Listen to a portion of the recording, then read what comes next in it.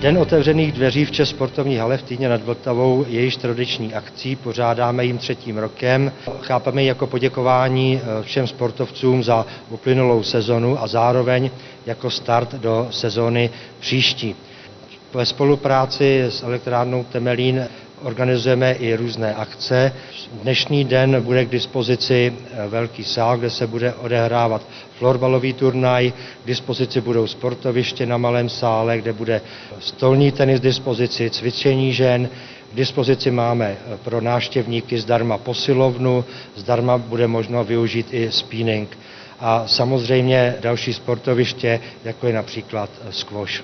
Honziku, jak dlouho hraješ stolní tenis a jak seš teď na tom výkonnostně? V klubu jsem 3 roky a s taťkou už chodím, takže 5 let. V kraji v mladších žákách jsem 12.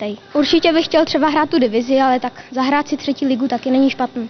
Postupuje to tak, že ty formy se zpomalují, je to hlavně pilates, yoga a lidi chtějí více odpočívat, více se protahovat.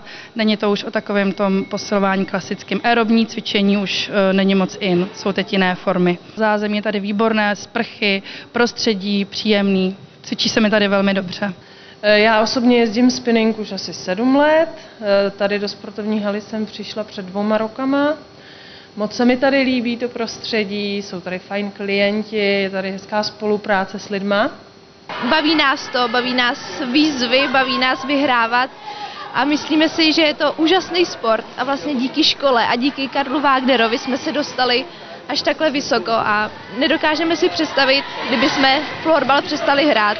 Je to vlastně náš život a hrozně nás baví.